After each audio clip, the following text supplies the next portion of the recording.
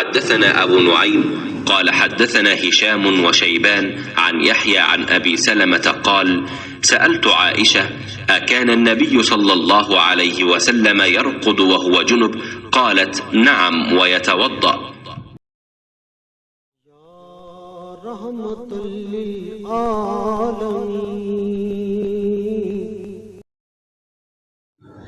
کہا میں نے عائشہ رضی اللہ عنہا سے پوچھا کہ کیا نبی کریم صلی اللہ علیہ وآلہ وسلم جنابت کی حالت میں گھر میں سوتے تھے؟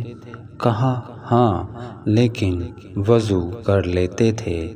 صحیح بخاری حدیث نمبر 286۔